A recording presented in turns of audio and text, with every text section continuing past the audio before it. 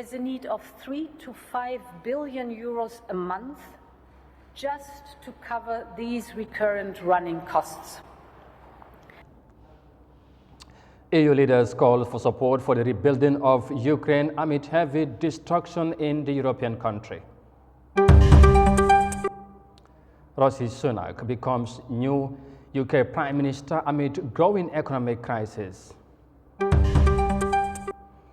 And the commencement of work at the Bundun Highway has triggered stiff reaction among residents in the community. Stay tuned for the details. Well, this and more coming your way on The World Today.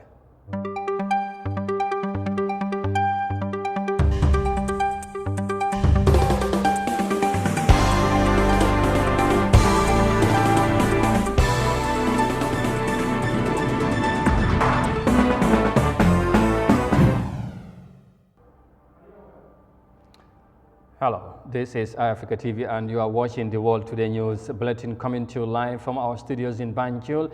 Many thanks for joining us. I am Amadou Kante and now the news in details. And we begin this news bulletin in Europe because one-day international expert conference on the recovery, reconstruction and modernization of Ukraine has ended in the German city of Berlin. European Commission President Ursula von der Leyen and Chancellor Olaf Scholz, in his given capacity as German President of the G7, have earlier today co-hosted the International Expert Conference on the Recovery, Reconstruction and Modernization of Ukraine in Berlin. The conference is said to be an important step in a series of global events which demonstrate Western powers' unwavering support to Ukraine. Participants also discussed key matters for the recovery, reconstruction and modernization of the war-torn nation. Speaking at the opening, the President of the European Commission, von der Leyen, says the Ukraine needs fast rehabilitation and reconstruction within relief for the daily survival of the nation. So let us have a look at the first point, and that is Ukraine needs relief, fast rehabilitation and reconstruction. Relief for the daily survival, to be able to pay the bare minimum every single day, salaries for military and security forces, salaries for teachers and doctors in the hospitals and in the countryside, pensions for the pensioners, and other indispensable payments. According to the international financial institutions and Ukraine, there's a need of 3 to 5 billion euros a month just to cover these recurrent running costs. Here, reliable support is needed from the European Union, from our friends in the United States, and of course from the international financial institutions. I believe it's only right if the European Union assumes its fair share. And I'm working with our member states that the Union could support Ukraine with up to 1.5 billion euros every month of the war, which would be in sum round about 18 billion euros in 2023. That was von der Leyen, President of the European Commission, speaking earlier at the just concluded, of course, day-long international expert conference on the recovery, reconstruction and modernization of Ukraine held in the German city of Berlin. Now, let's stay in Europe because Rishi Sunak takes over as United Kingdom's Prime Minister on Tuesday, becoming Britain's third Prime Minister in 7 weeks. He has pledged to lead the country out of a profound economic crisis and rebuild trust in politics after his appointment by King Charles III at Buckingham Palace in London. In his speech as the new Prime Minister, he pointed out mistakes made by his predecessor, Liz Truss, who resigned as he sought to bring stability to the UK after months of political and economic turmoil caused by the former Prime Minister. I want to pay tribute to my predecessor, Liz Truss. She was not wrong to want to improve growth in this country. It is a noble aim. And I admired her restlessness to create change. but some mistakes were made. Not born of ill will or bad intentions. Quite the opposite, in fact. But mistakes nonetheless. And I have been elected as leader of my party and your Prime Minister, in part, to fix them. And that work begins immediately. I will place economic stability and confidence at the heart of this government's agenda. This will mean difficult decisions to come. But you saw me during COVID doing everything I could to protect people and businesses with schemes like furlough.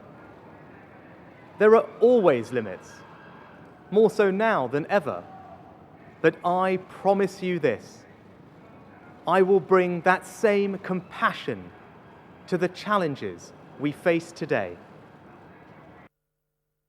Well, UK Prime Minister, of course, new Prime Minister, Rishi Sunak speaking there. Now, the Prime Minister Sunak entered the role unopposed and has begun forming his new cabinet by bringing on board Deputy Prime Minister, Justice Secretary, and Lord Chancellor. And of course, from that report or statement there from the new UK Prime Minister, let's come back to events back here in the Gambia, because the residents of Bundunkakunda are dismayed over the short lifespan of the highway that runs across their community. For some time now, the terrible state of the road has been a major cause of concern for many commuters plying the road daily, either for work or just on their normal routines. Now, work has started on the highway, which according to residents lasted less than 5 years, despite claims by the Gambia government to have invested millions of dollars on it. Eyeafrica TV went along the highway to seek work firsthand and to gauge the reaction of residents. And as you are about to hear in this report, many are worried about the insincerity of public servants handling government projects. Ordinarily, one would expect residents and commuters of the Bundunkakunda highway to breathe a sigh of relief that finally and perhaps soon the terrible state of this all-important road connecting the Kanifi municipality and Kombonot will be a thing of the past as work on the reconstruction of the highway begins. That is not the case. Usman Law is a native of Bundung, and his point of contention is that it will be pure robbery of taxpayers' money if the highway is built in the same standard as the old one. He decries the president's culture of silence and watching while public servants take citizens for a ride. This phenomenon is entrenched, he says, as there are no stringent mechanisms established to fight graft. President Barrow, President La. If the borough government is going to build the road as per the same standard as the old one, then there will be no need to build a new one. It will be better to leave it in its present stage and save the country millions of dollars in expenditure. This road was built 3 to 4 years ago and it got completely spoiled within a blink of an eye. How can one spend millions on a road that cannot last for even 10 years? I will not be surprised to see the new roads scarred with potholes within the shortest period. Our people are experts in deception in that while they receive millions for a project, they only end up spending some hundreds of thousands and claim to have built it for an amount received. But all things put aside, it is my opinion that the head of state should also be someone who monitors things and to see to it that public funds are well spent. I give you an example. A landlord that keeps mute even if he sees a child playing with fire in his compound is likely to one day have his property burnt. Such a landlord will end up begging for charity to survive.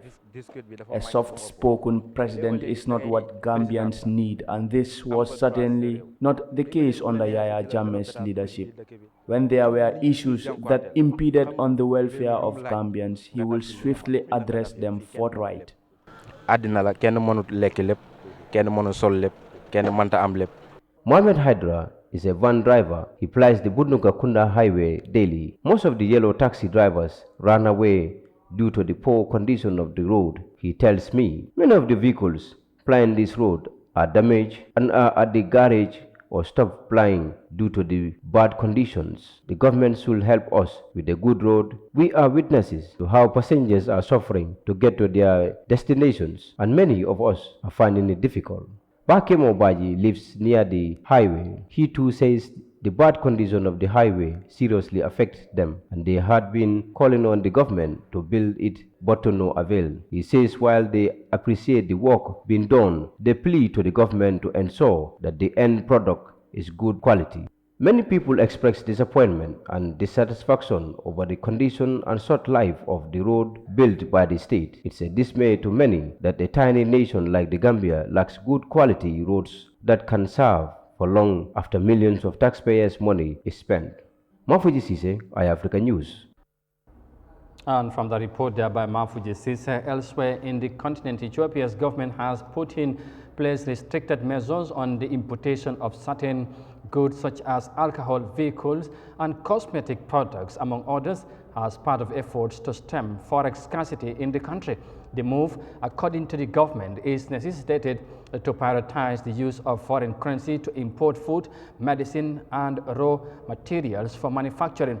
Ethiopia's economy, like many across the continent, has been reeling from the adverse effects of the Ukraine conflict, forcing authorities to initiate measures to reverse the situation. Let's have more details of that in this report. Ephrata Habtamu is marketing her hair and skin products manufactured here in Ethiopia at the African Fashion Week at the African Union Commission. Some of the ingredients are imported. And we have 3 types of skin products. We have cream and butter and lotion. So the raw materials came from Côte d'Ivoire, shea and cocoa butter. Businesses like Ephrata's will be impacted by a new government directive not to prioritize the importation of some items, including beauty products. Letters of credit will also not be given by banks to importers of whiskies, beer and other alcoholic drinks, artificial hair, perfumes, seafoods and cigarettes, among other items. The ban also covers automobiles, motorcycles and three-wheelers. The government says the prioritization of imports will help steer the available foreign currency to more critical items like medicine and basic commodities, as well as raw materials for manufacturing. It also aims to curb illegal forex trade. Economists say these moves are based on attempts at macroeconomic stabilization and the need to create a foreign reserve buffer. Ethiopia's foreign currency strain stems from domestic challenges, including conflict in parts of the country.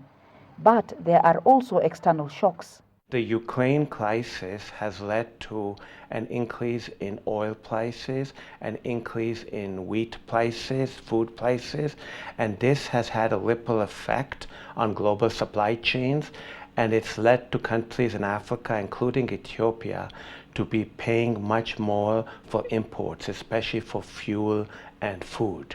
Economist Ali Zafar says there is a need to work towards a lasting solution of expanded reserves. It's a time for countries to develop their export diversification strategies, non-traditional exports, because the world economy will pick up.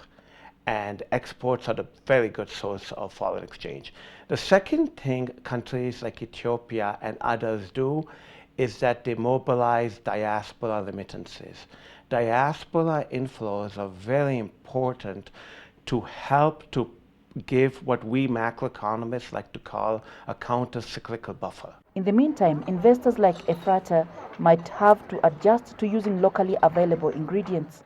It might affect us a little bit, but it's a win-win because people will start to use our products, Ethiopian products. So it's a great opportunity for Tala, I guess. However, there is speculation already that traders of banned products might take advantage and increase prices of the stock they have as customers' choices become limited. And that report that is coming from the Ethiopian capital, Addis Ababa. And back here in the Gambia, the deadly acute kidney injury, or AKI, is still claiming lives despite efforts by the government to curb the trend. The Ministry of Health has at the moment suspended the sale and usage of all paracetamol syrups of course, promethazine syrups and cough syrup. In addition, it has also recalled all Meden Pharmaceutical Company's products from all pharmacy outlets, drugstores, and household countrywide. The Aki deaths are limited to the Meden Pharmaceuticals Company of India. Now, Yahya Jammeh has more details of that in this report. This is Yahya Jammeh's death certificate from the Edward Francis Small Teaching Hospital in Banjul, which indicates basal ICP to be the primary cause of her death and acute bacterial meningitis as the secondary cause. It is dated the 19th of October 2022. 3 days earlier, her parents had taken her to the Sukuta Health Center and the nurse on duty had prescribed for her these syrups. Her father, Samanjai, believes the syrups prescribed worsened her late daughter's condition to the moment she died. He told Eyeafrica TV that prior to the visit to the Sukuta Health Center, the child was suffering from fever. Mr. Njai said when his wife came back home with the syrups, he asked her if she had gone to the nurse to show the syrups because he believes there was a countrywide ban on syrups. But he said his wife told him that they were prescribed by the health center and that their late daughter should take them for her fever. But after taking the medication, Samanjai said he noticed that his child's condition worsened. She would sleep almost all the time and sometimes even while she was being fed. She was not also urinating as well. The child's condition continued to worsen on Monday, but still, I told my wife to give her the medicines, that she will be fine, since those medicines were prescribed by the health center. But there was no improvement. So on Tuesday, my wife took her back to the Sukuta Health Center. But what she was told by the same nurse who prescribed the drugs for her is that the child will be okay and that there was no cause for alarm. But still, my wife complained to her that we are tired because since she took those syrups, the child is not getting any better and she is not even urinating and her fever continues to rise as well.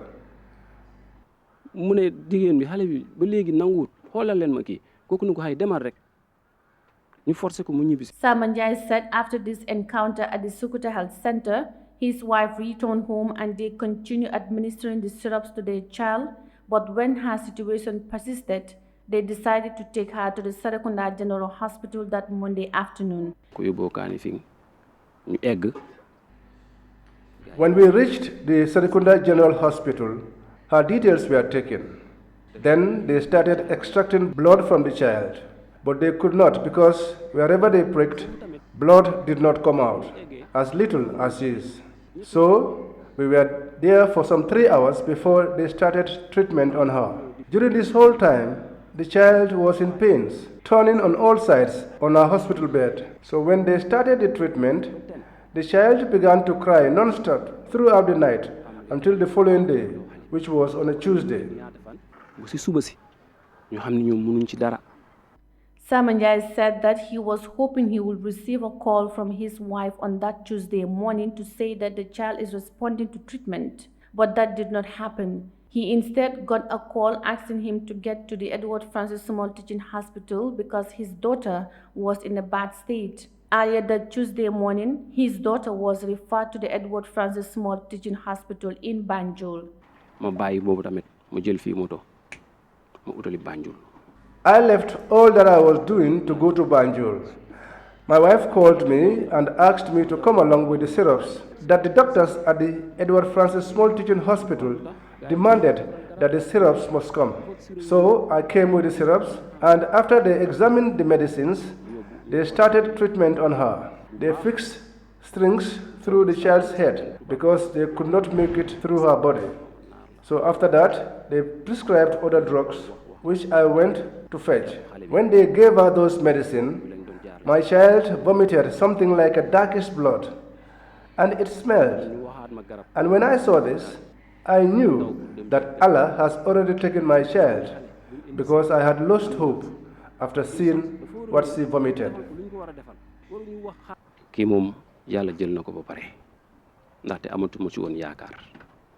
As he stepped out to get his wife water to drink, his daughter died. Samanjai is therefore calling on parents and guardians to be very vigilant in this trying time on what medication they give to their children. I left the hospital to get some water for my wife, and before I returned, my child had already passed away. But before she died, there was no doctor or nurse around. My wife had to run to look for them to come and attend the child. I am pleading to all parents in the Gambia. Let them be very careful of whatever medicines they are giving to their children, because we have nothing but these children. Because we have nothing but these children. If you see parents trying hard to build houses, save money, it's because of their children. But if we are losing our children to medicines like this, then who are going to be the fathers and mothers tomorrow?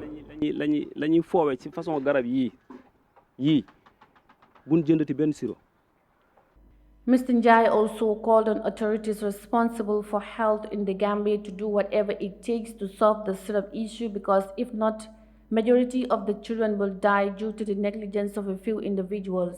According to official figures published about a fortnight ago, Aki has claimed 70 lives in the Gambia. Reporting for Eyeafrica News, I am Yahya Jammeh.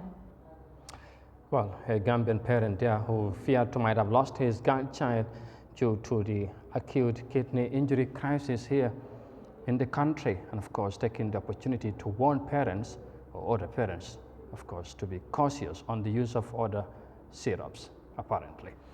And of course, with that report there by Yahya Jammeh, we now take a break and come back shortly. Stay with us, we'll be right back.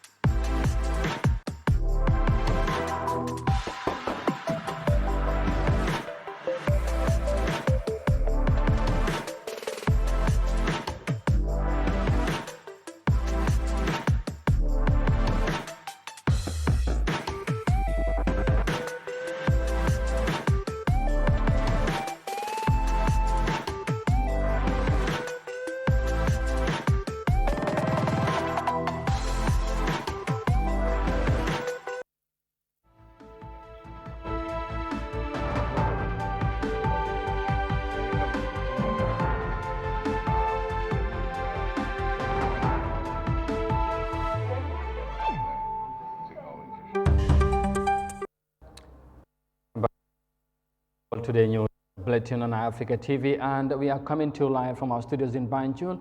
And once again, many thanks for joining us. Now, the 2022-2023 tourist season in the Gambia officially opened on the 15th October. Now, this has raised hopes that business will once again boom as tourists begin to float into the country following the ending of COVID-19 travel restrictions. But the all-inclusive package, where tourists pay everything to the hotels for virtually all their needed service, still remains a challenge, as not much cash is left to circulate to other stakeholders such as sellers of artworks.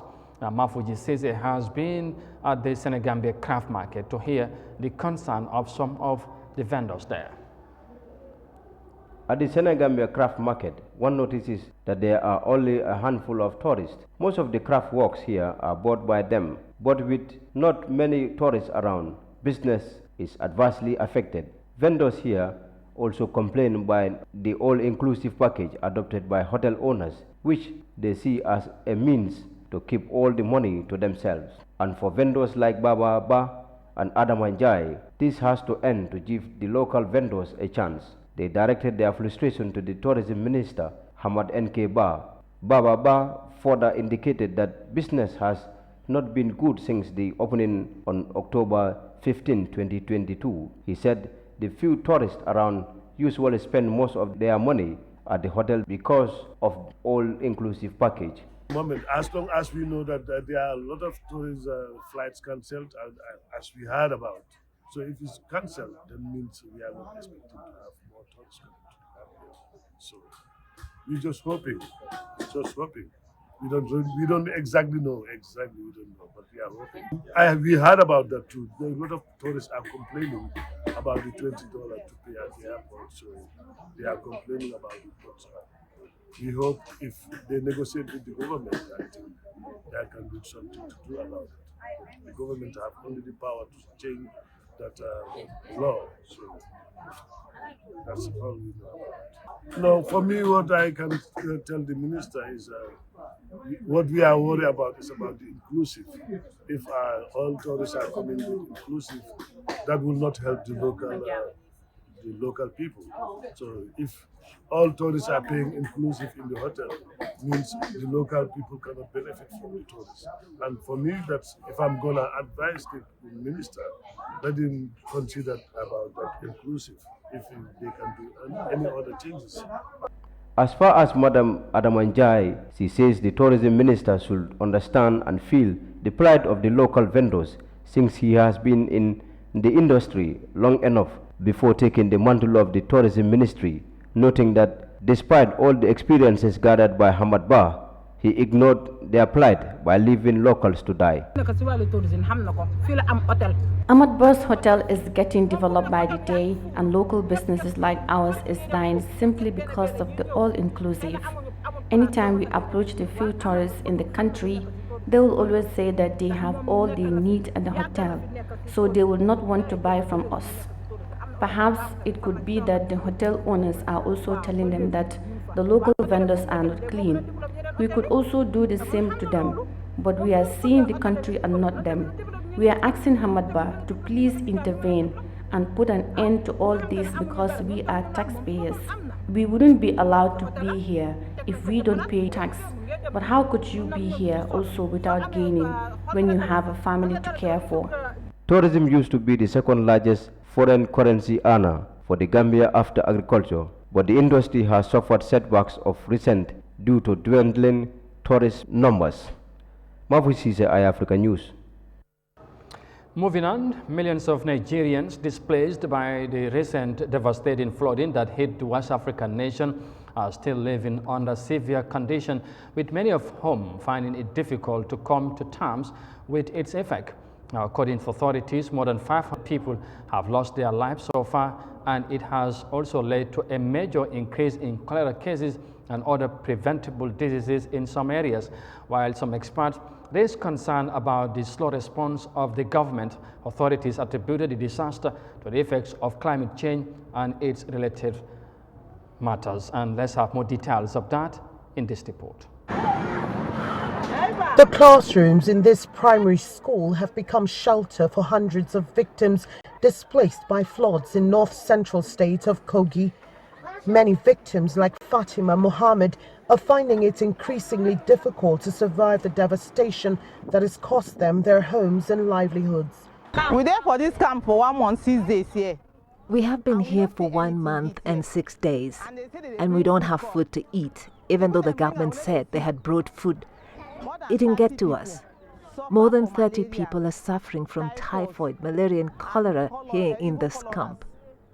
We've been mixing herbs for our children who fall sick from drinking bad water. So far, about 33 states out of 36 have been badly hit by flooding, and the nation's capital hasn't been spared. Authorities say over 500 people have been killed and 2.5 million others affected, displaced or have their livelihoods completely cut off. This year's flooding has been exacerbated by climate change and, according to authorities, the opening of a major dam in Cameroon.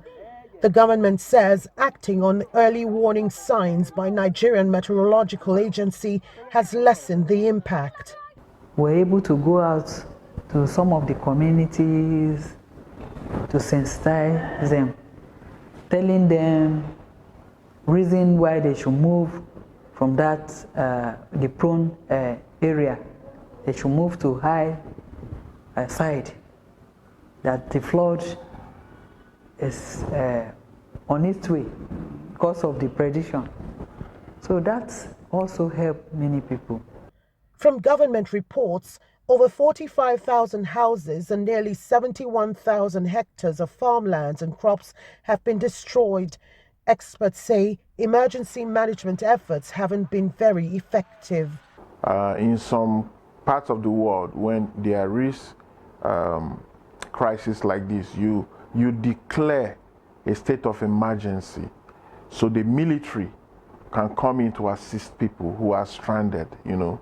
They come in to construct makeshift bridges, makeshift roads, and help in recovery and humanitarian services. Unfortunately, we are not doing that here. Flooding devastation has been recurring in Nigeria since 2012. Farmlands destroyed by floods have worsened food insecurity, and authorities warn that the situation could persist till late November. And from the report in Nigeria, finally to South Africa, because after 2 years of low business, South Africa's tourism industry is witnessing a significant recovery from the severe effects of the global COVID-19 crisis, according to Statistics South Africa. Authorities in the hospitality sector have also positively welcomed the uptake in tourist traveling to the Rainbow Nation amid the COVID-19 effects. Now, there are wide expectations of a booming tourist season this year among stakeholders within the tourism sector. And let's have more details of that in this report. According to Statistics South Africa, the volume of tourists to Africa's southernmost country decreased by 72.6% during the first year of the COVID-19 pandemic, down from 10.2 million tourists in 2019 to 2.8 million in 2020. But now, with increased international flights, tourists from around the world are once again flocking to South Africa. Right now, we are up 147% compared to the same period last year. Absolute exponential growth, absolutely strong growth out of all our international markets. And we're seeing that that growth is being sustained, it is growing. You go around all the hotels, they're all full. Both global and domestic travel marketing companies are partnering with South African tourism to remind travelers why South Africa remains a top tourist destination. After COVID, really, things changed drastically. You know, initially it was a bit slow, but now things are really happening.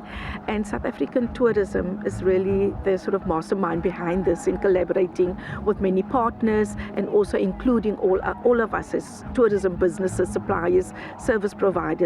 Most destination marketing companies say they've seen steady growth as the South African travel industry recovers. Our business has really been sort of increased about 25%. I mean, during COVID, there was nothing, zilch, nothing was happening. So we had to just sort of, transform ourselves and hope and pray that, it will pass, which it did. And the post-COVID travel boom has also led to many international travelers to South Africa looking to experience something different. What people are looking for now, they're looking for secluded places like cabins and cottages in the mountains around the nature.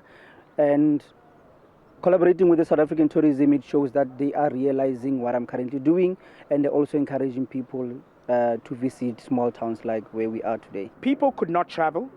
They had cabin fever. People felt dead inside. But when you come to South Africa, you feel alive again. You feel joy, you feel freedom. And that is what our invitation is to the world, to come to South Africa and to live again.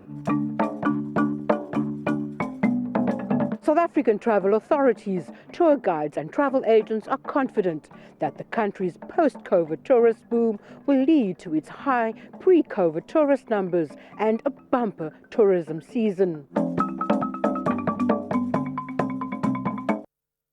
Some positive news there for South Africa's tourism industry, and with that report they are coming from the Rainbow Nation. We now eventually to bring this news edition to an end, but for more details on this and other stories, as always, as ever, you can visit on our website on Eyeafrica.tv. But for now though, many thanks for the pleasure of your company. Thanks for watching, stay safe and do have a pleasant evening. Bye for now.